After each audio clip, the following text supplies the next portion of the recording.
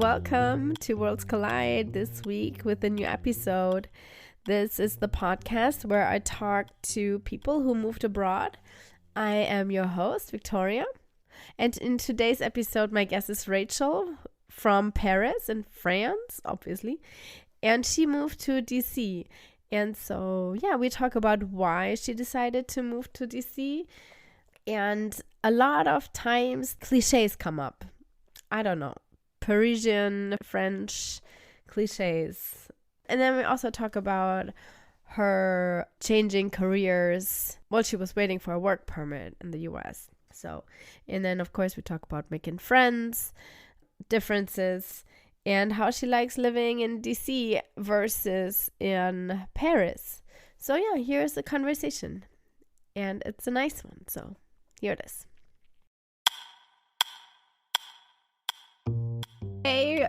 Hello. Rachel. Hi. Hello. How are you today? I'm doing fine, thanks. What about you? I'm doing good.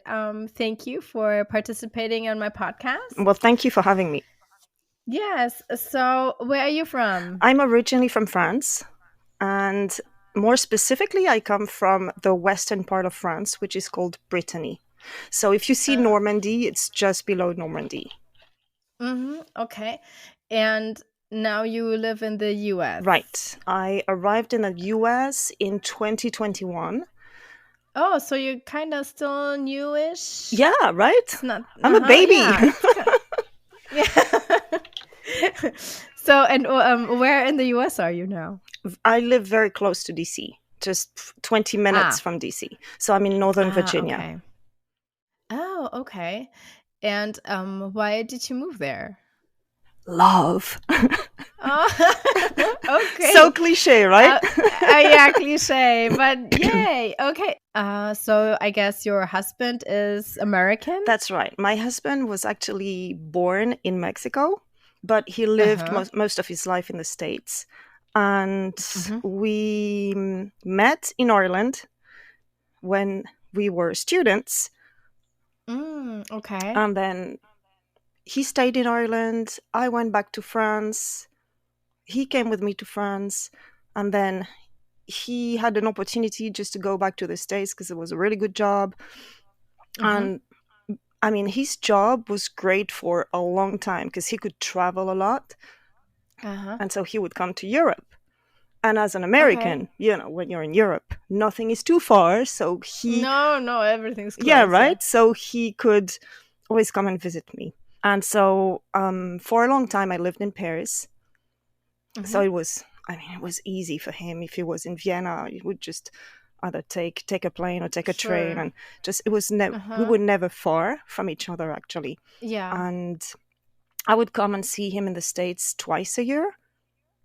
Okay. And over the summer, like I could spend 7 weeks in the States over the summer. So... Okay. So that's a long time. Yeah, that's a long time. So we never had the feeling that we were really far away or that we just didn't really see each other. And then when pandemic hit, everything changed. And I think pandemic changed the lives of so many people. And for us, it was a dramatic change because he couldn't travel anymore. Right. He had, and you could not visit the and US I couldn't visit either. the US either. And so for nearly a year, we couldn't see each other. And so of course it was really hard. And so we started thinking, we have to make a change. So he was thinking, maybe I could come to France. Maybe I could change jobs. And but we were just thinking about it. And by the time you were thinking about it, was the travel ban still going on? The travel ban was still going on. However, he managed to come and see me. It was super complicated.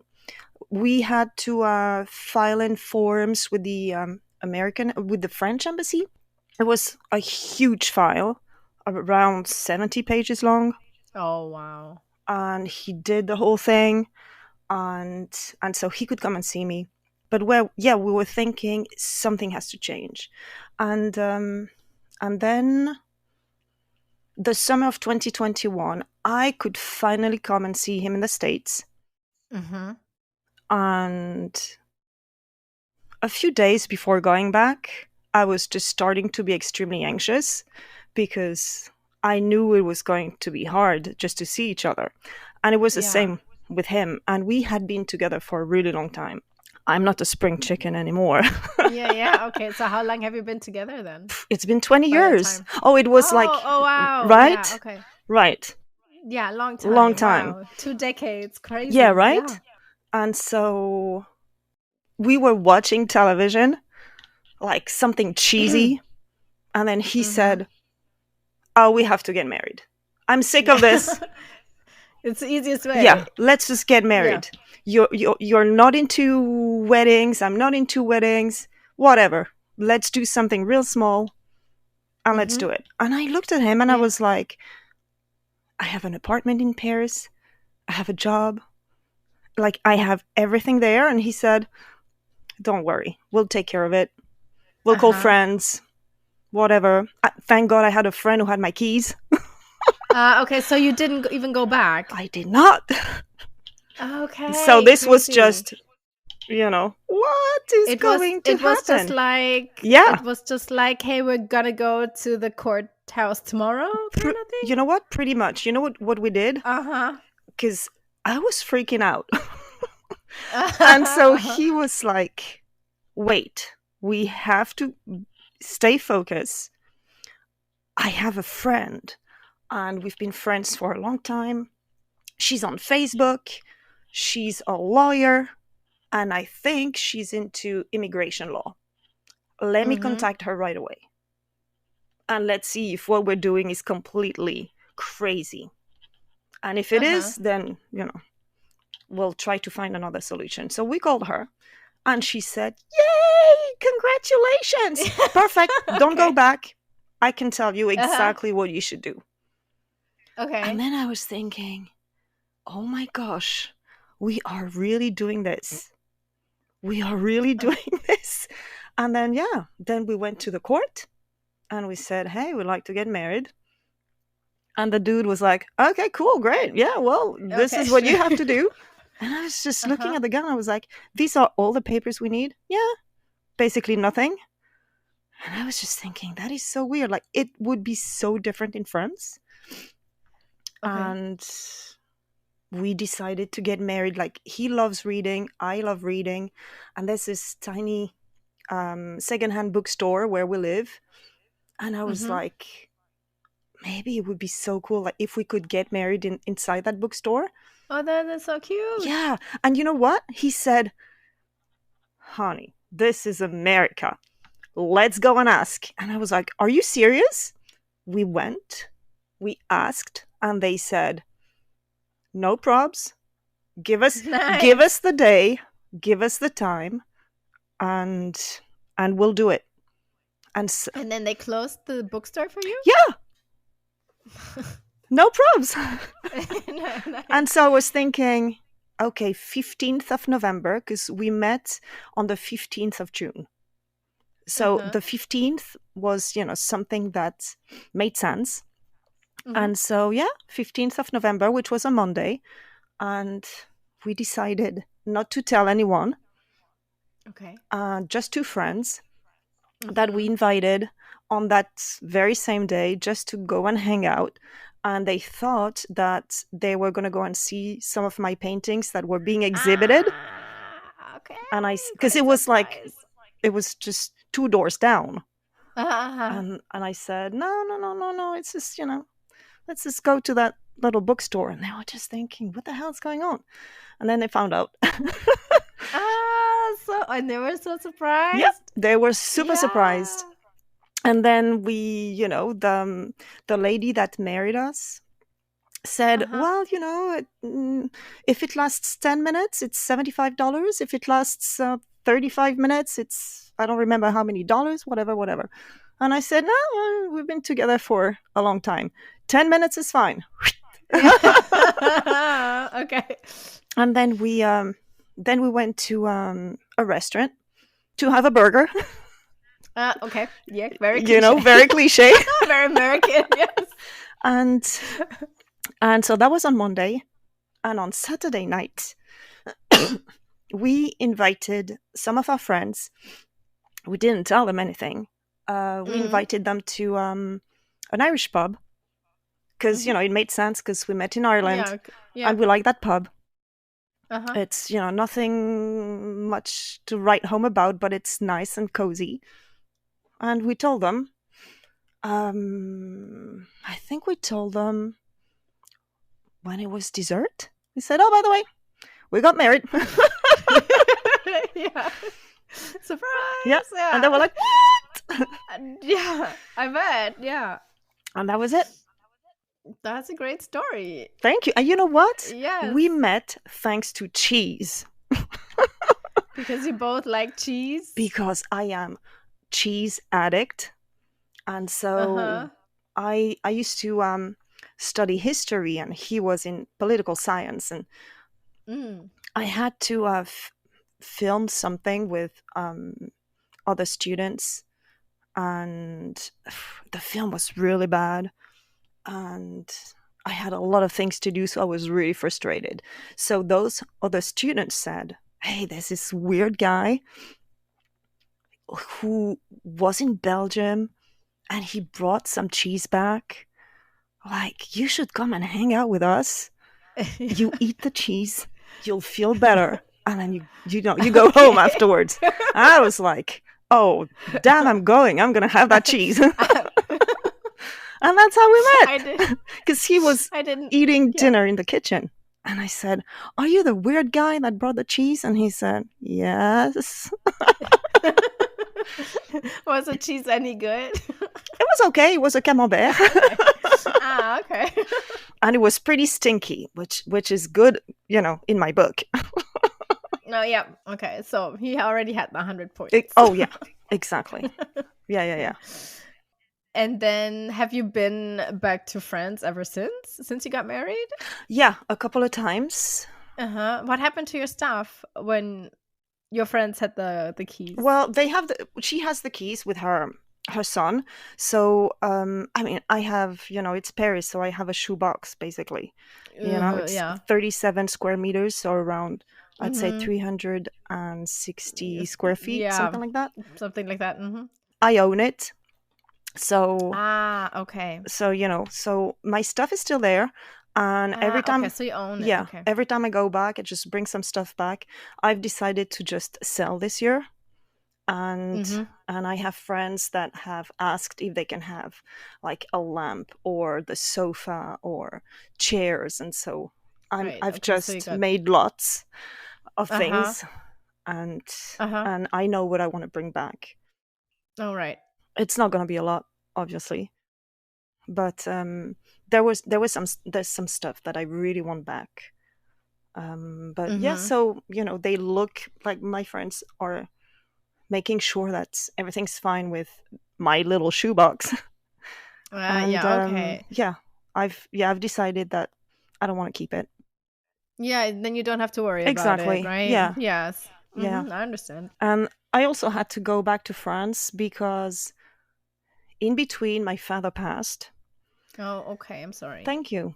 But that was an adventure because I didn't have my green card yet. And so I had to have advance parole. It's like a paper that says you can leave the US, you can go back to your home country, and then you can come back. Right, that was like in 22 or something. Yeah, exactly. That I remember, yes. And it was really hard to get. Not because of the American authorities, but because of the French authorities, especially one of my father's doctors that didn't want to send me a mail saying how bad my father was, because he said, you know, that's against my principles, whatever. But I needed that paper just to give it to the immigration officer. So it took time. So in between, my father passed. And so I didn't have a chance to see him before he died, actually. So So when that Yeah. happened, I was thinking, yeah, I am really done with France. Like, I am Okay. done. And when I came back Just to the States, the immigration officer that I saw was asking me a few questions and wanted to know why I had to go back. So I told her the story, and she was like, I'm so sorry to hear it, but welcome home. So I was okay. like, oh, that's really Yeah. nice. I don't have my Yes. green card yet, and I was authorized to go back to France. I'm authorized just to uh, be back in the States, and they are basically welcoming me back. So I thought that was Yeah, very it's really touching. nice. Yeah. Yes. To go back to when you got married, was it hard for you to get a job? To get a job, Yeah, or did you work? I mean, or could you continue your job in France? Or when I was in France, I was a teacher. So I okay, just resigned. that's why you had the 7 months, Exact 7 weeks the 7 off weeks, yeah. in summer. Yeah. So I resigned, and then I couldn't work for a long time. I mean, before I got my work permit, I just couldn't do anything. It took a long It time. How did. long did you have to wait? I think around 7 months. Okay, I'd say around 7 months. that's a long time. And I didn't want to go back Yeah. to teaching at all. I loved my students, but I Uh-huh. hated everything else. I really, really loved the Oh, students that I had, okay. but everything else was Uh-huh. just a pain. And I just wanted to do You didn't something want. else. Okay. Mm-hmm. And I've always loved painting, and I've always painted. And Mm-hmm. when I would come over the summer, I would always be part of some artist groups here. And so I could exhibit and I could sell. And so Mm-hmm. naturally, I just decided, let's give it a go and let's see what I can do with it. Mm-hmm. And so I've already had a few exhibitions, and I sold a few paintings, and then I decided I have to really go pro. And so Okay. about a month and a half ago, so in November Uh-huh. 2023, Okay. I decided to open my Instagram account, and I'm working on my website. Uh-huh. And yeah, just to show my work more. Uh-huh. And yeah, we'll see how it goes. Okay. What is your Instagram? It's Fine Arts RLF. Okay, Fine Arts RLF. I will put it in the show Oh, notes here too. thanks. Thank you. Yeah, of course.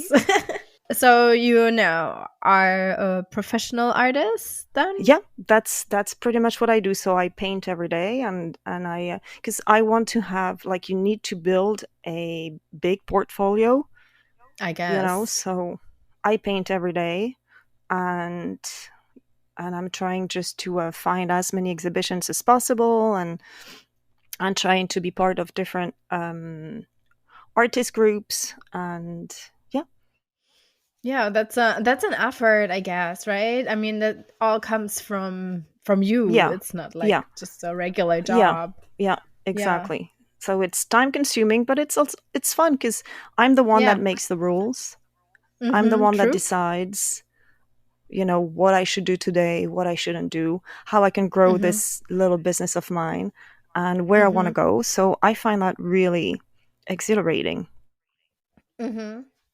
It's also very kind of checks the box, Yeah. I mean, just cliche wise, because like Paris, such artistic city. She left her life behind because Oh of love. yes. And and now she's an artist in the US. Oh, have you heard of that French artist? Yeah. I know. But you know what? I find that really interesting that all those, like, the cliches that people have of France, I just find them really funny, because when they talk about France, Uh-huh. I just could not recognize the country. Right. Yeah. And I'm just thinking, So what are you talking? Oh, is it France? Oh, okay. Or if I watch movies, and suddenly I just realize that the character that I'm watching is supposed to be French, uh-huh. most of the time I am puzzled.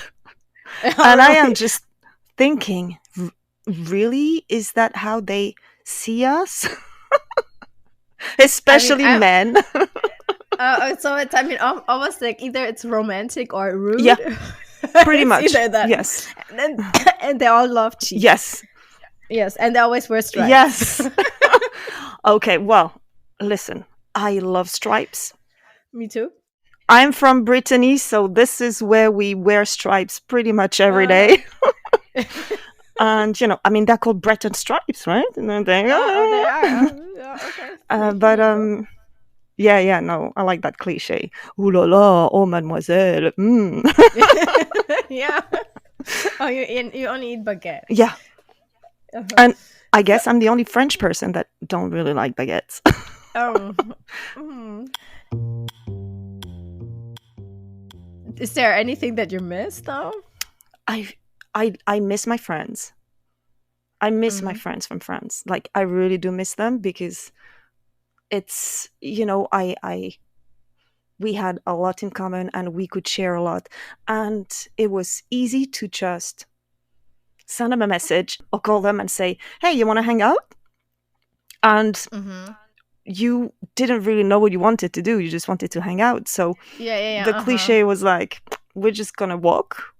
Let's just walk. You just talk, right? And you talk, and then you just sit down at a terrace, and then you have something to eat or something to drink, and then you just go somewhere, and then you call somebody else, and suddenly you realize that it's like 9 at night, and you're thinking, oh, let's go and grab dinner. It was something easy, which is not happening at all here. Yeah. It's just, if you want to see somebody, you have to say, let's meet this day. Let's meet, let's say, on Wednesday at 2:00, and at 2:35 I have to go, and that is, I find it frustrating, and it stresses me out because then I have the feeling it's an appointment. Right. So the magic is just sort of not there. And it's also difficult just to have American friends.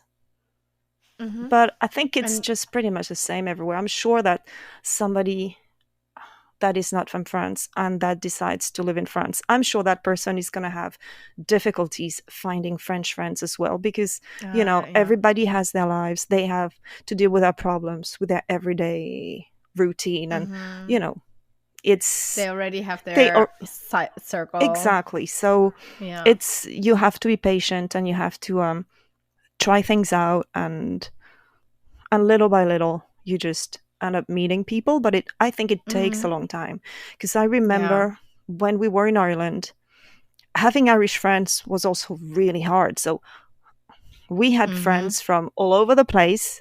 Lots of Germans, actually. Oh yeah. We were talking about our friends back in Ireland with Alex, my husband, the other day, and that's what we were saying. We were saying, having German friends is so easy. And we were thinking, we have so many German friends. Yeah. Anywhere we've been, we've always met German people, and they were always so easy to deal with and to hang out.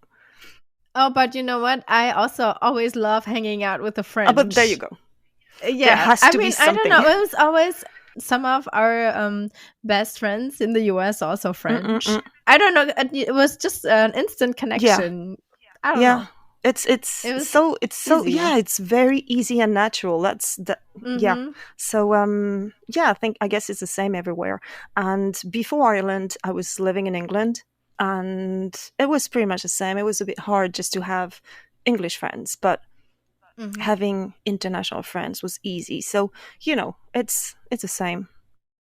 I always wonder, maybe it's also because you don't share the same language. Because you are communicating in English as a second language. I think so. I think that has something to do with that. And I think that has something to do with, you don't have many friends, so you are open to understanding other cultures. You are open to speaking with other people wherever they are, whatever their background. Yeah. And maybe everybody knows, like, oh yeah, she's desperate for friends. I know, right? Oh, she looks desperate. Let's go and talk to her. Because Americans are so nice, they always like talk to you no matter what. They love the small Yeah, talk. So they are so good at it. I'm bad. yeah, I think I'm yeah. getting better, but at first, when we would go to a supermarket and somebody was talking to me, I would just give them my Parisian face, which is not pleasant because Okay. I was It's just like, thinking, what the hell is wrong with that person? Why are you talking to me? And then my husband was like, you gotta be nice. Oh yeah. They can see that you're puzzled. Yeah. So yeah, and so what was funny was last time when I was back in France, I had a massive cultural shock. Yeah. Oh my god. So how was it? I What was it? I thought Like- everybody was so rude. Yeah, there you go. Especially like with my very good friend, we went to a restaurant. I wanted to go back to Montmartre. Big cliche, because I hadn't been in over 15 years. And I told her, I said, I'm in that ratatouille kind of mood. Okay. Okay. I need to have that big Parisian cliche because I need to understand what people see in Paris that I have never seen, because I really don't like Paris. I just, because when you live there, it's very different from when you just visit. But I wanted to go back to Montmartre, and she said, oh my god, yes, this is gonna be so cliche, this is gonna be great, here we go. So we decide we're just gonna walk and we'll see where the wind takes us. And at some point we got really hungry, and so we tried to go to a quote French restaurant. The waiter was so rude. We just had to leave because basically he was annoyed at us asking if we could eat. Because no, I have other thing to do. It's like, don't come here. I don't want business. Yes, no, it's not the time. Okay. So we went next door, and it was an Australian restaurant. And we had the best time. They were friendly there? Yeah, and I was telling my friend, I was like, oh, I'm starting to understand why some people say that. Maybe, sometimes the French have a bad reputation with, So, yeah. And I was, just wanted to talk to people when I liked what they were wearing. I just wanted to tell them, I love your shoes, or, oh my gosh, I love what you're wearing. And I did it. And I only did it once because I could tell. It's like they were puzzled. They were puzzled. Yeah. So you were totally Americanized there. I guess so. How is it then for you, the difference living in DC or like outside of DC versus France? I would say the first thing that I have noticed is the amount of nature that I can get here. That's it's nice. So green. Nature's everywhere, and nature is absolutely breathtaking, fantastic, amazing. And every day I look at it and I'm thinking, I am so lucky. And every day I'm thinking, wow, I didn't used to see that many trees, or I didn't used to have the possibility to go to so many parks, national parks before. Right. So the amount of nature is so good here. I just love it. And then I'd say DC it's a very quiet place. I'd say it's quiet compared to Paris. I'd say Paris is more like New York. Okay.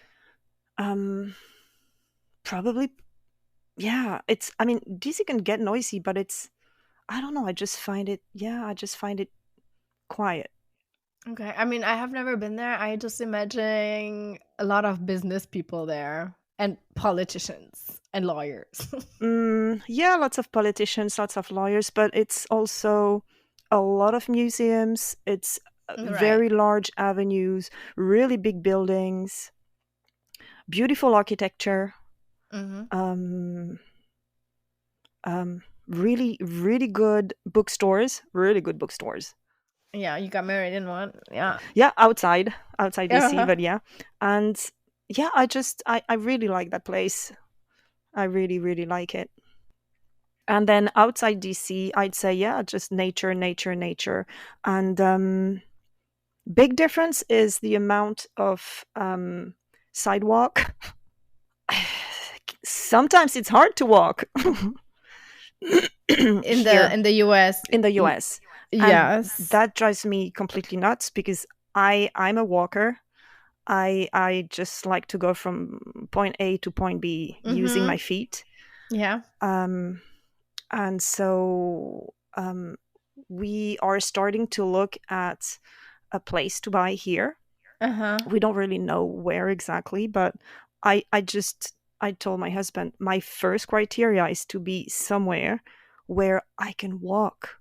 Like Where you there, have a sidewalk. yes, Yes. that's what I want. I know, but I 100% understand you. We have sidewalks, but it's not a given. And before I moved here, I'm Yeah. in Texas, outside of Austin. Okay.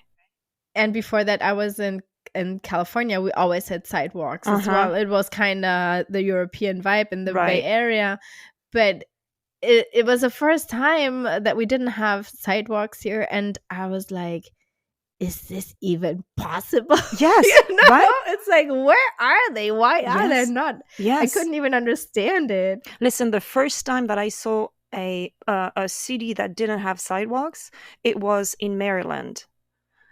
Mhm. And it's a new kind of town. I think it was built in the 60s or 70s. It's called Columbia, and it's supposed to be one of the best places to live in the States. Okay. For me, it was complete nightmare Mm. because there was no sidewalk. Mhm. If you didn't have a car, You're lost. yeah. Yeah. And there was no downtown per se. Mhm. It was just construction and, oh, you're going to find something here, and oh, you're going to find something over there. And I just could not understand it. And it Uh-huh. was driving me crazy. And every single time I had to go and visit my husband when he was living there, I would go into depression after the second day. I understand. It sounds like where we live. It's like, I mean, like, also it's considered like such a nice place to live. And every time I'm like, you cannot walk anywhere. Like, if you want to do something, you have to drive to a strip mall. Yeah. It's like everything is about the strip malls. Yeah. It's like there's nothing, like, no, like, nice downtown area where it's worth strolling through. Yeah, I feel your pain. Yeah. Well, it's not that bad here. I mean, it's a new town. It was built in the 60s, but it was built by hippies. And so they wanted paths, and they wanted people to be able to hang out. And so the whole vibe of that city is changing now because of the amount of construction that's going on. Honestly, I think in 10 years' time, it will look like New York. But so I think that's why I think it's time for us just to move out. But thank God, there's lots of paths, and I can find sidewalk. Not as much as I would want to, but I can still walk around. There's a sort of downtown, which is tiny, but still I can walk there. And yeah, thank God for those paths, though, and thank God for those trees. But you are kind of you're gonna stay in that area? Yeah, because of his job, we cannot go too far. But yeah, it's so expensive where we are. I mean, the prices are going through the roof, and I mean, so I will see what we can buy. I mean, I guess this is something very European as well, but I don't need a big house. I don't see the point of having such a huge house, and I'm thinking about paying the bills and just cleaning. Yeah, I don't, we don't need that much space. Yeah. Yeah. And we're not into having something super new and having granite countertops, and I Uh-huh. really don't care. Yeah. I don't like open kitchens, and Right. I'm like really European for that. Mm-hmm. Like my dream house would be a sort of English house, so kind of small. Every space has one particular function, Mm-hmm. and that's great. Yep. Yep. So nothing Nothing goes to waste. exactly. Yeah. So we'll see what we can find. Yeah, that I mean that's tough. At the moment, I mean now it's like also not a good time for buying Yeah, just because of the interest rate. exactly. But Yeah, but we're maybe just in a looking around. year. Yeah. Yeah, Yeah. and that's also why I want to sell my place in Paris, so Right. I can get that money back, and then it gives us, the A you know, good start. Yeah. yeah, exactly. Yeah. When you got married, you already like in the US so many times. Hmm. Was it hard for you to settle in though? Because I mean, just because it's different than to Yeah, live there yeah, than just to visit. that's true. Yeah, you know what? It was not that easy, and it's still not that easy. It's okay. So on the one hand, I totally feel at home here. Like I feel I'm where I'm supposed to be. I love where I am, but it's not easy. It's not easy to leave everything behind when you're in your 40s. It's Mm, and as you said, it's completely different when you come to a place and you're on holiday mood and mm, holiday mode, and everything is so nice, and you just hang out and you see people for a few weeks than when you actually are in one place all the time. It's completely different. The hardest for me was not having friends that I could see that mm-hmm. much, just because everybody has, as I said, everybody has their own lives. And also, your husband moved around a lot, so he did not have a big friend circle in that area.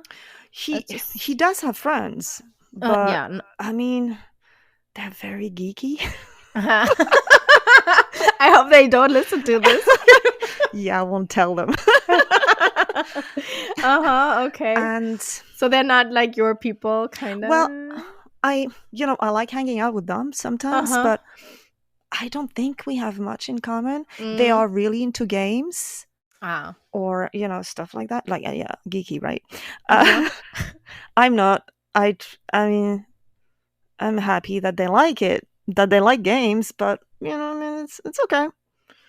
Um, it's, I miss my sit down dinners with my friends, and I miss Mm. talking about politics. I miss cooking 5 or 6 dishes and people appreciating, and not people telling me I need to be done in 10 minutes. I cannot stay Right. at the table. I don't want to talk about politics. I don't want, like, Right. because then I have no idea what to talk about. And Mm. it's great to talk about football or baseball or talk about a game, but after 5 minutes, I have nothing else to say. Right.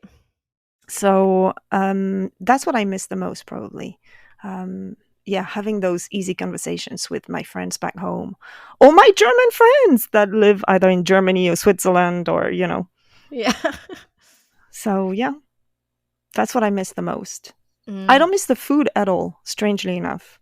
Do you make it yourself? Yeah, I'm making myself pretty much everything I'm looking for I can find here.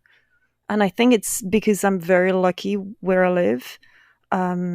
I think DC is full of Europeans, Right. and around DC, it's like there's lots and lots of Europeans, and so it's easy to find pretty much everything you Yeah. want. Yeah. I feel it also gets easier with I time. think so. Yeah.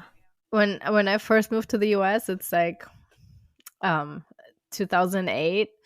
Oh, it It was must have like been something, different. yeah, it was like super special if you like found something. But now I go to the supermarket and Mm-mm. they even have like a German aisle. And Mm-hmm. also, like, after a time, I feel Your mm, taste you changes as well, no? yes, and you don't miss certain Yeah, things anymore. It's yeah, like, oh yeah, sure, I found something else that is similar that I can yeah. use.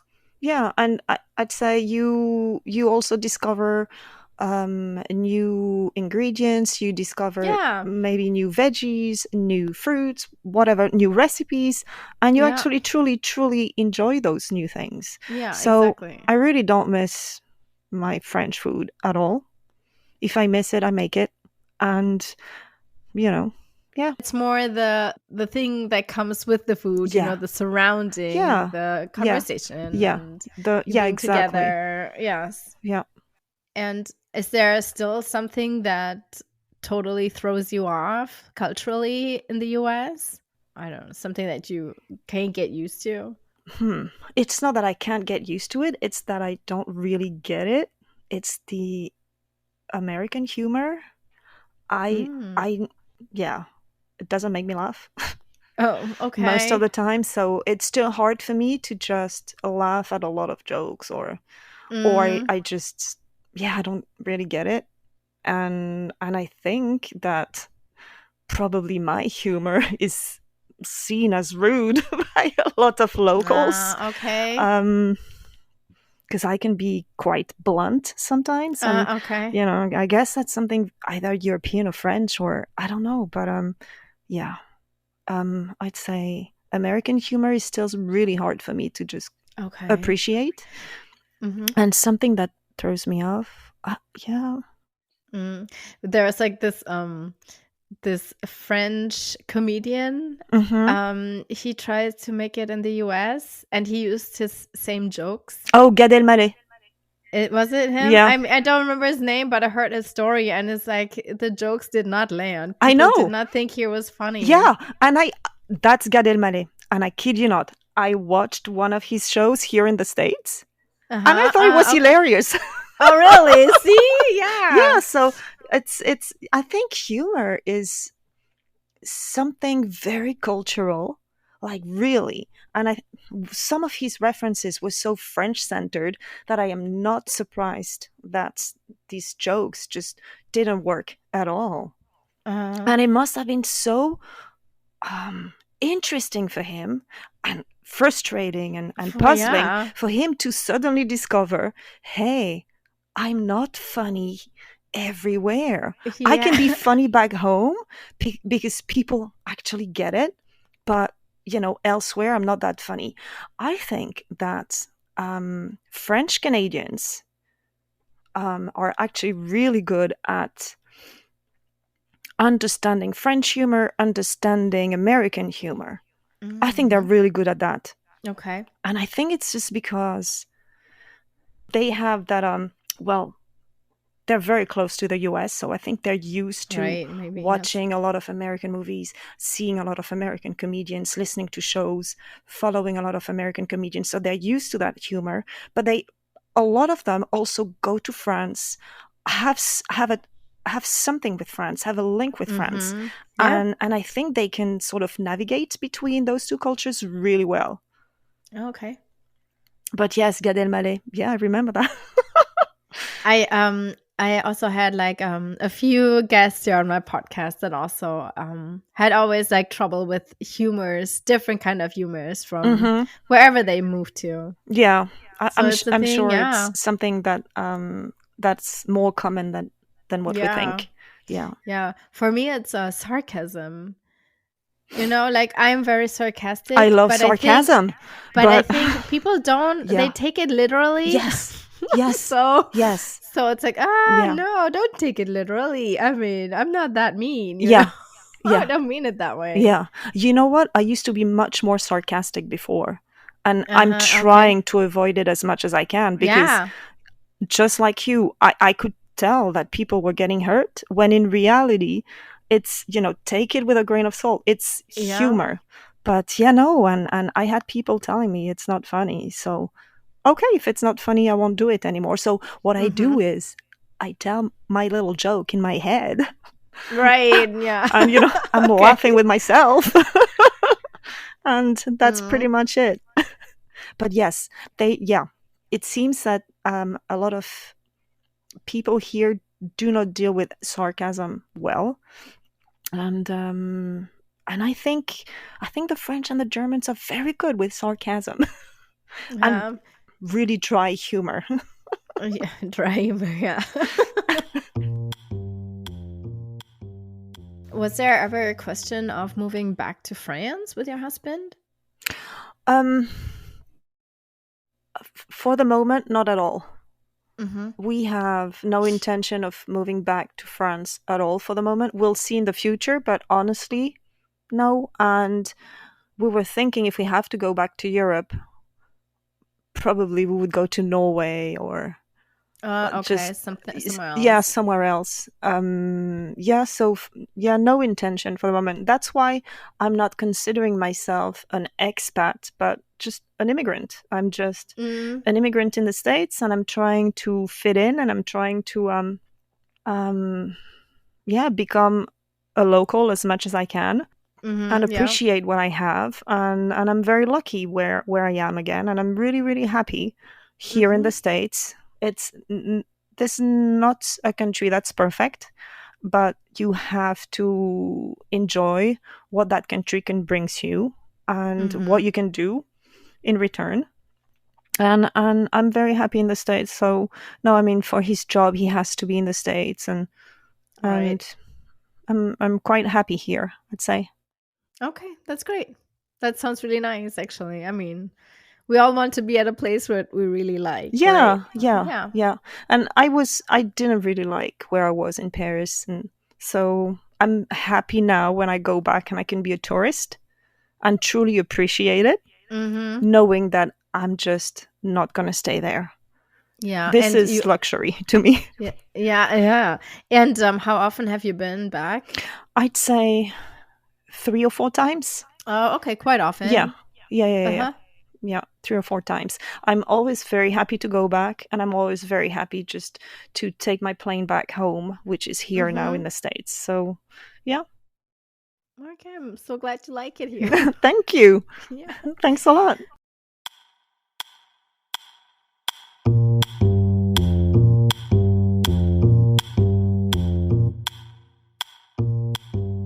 Yes, that was this week's episode with Rachel. It was so nice to hear her story. It was really a really interesting chat, I think.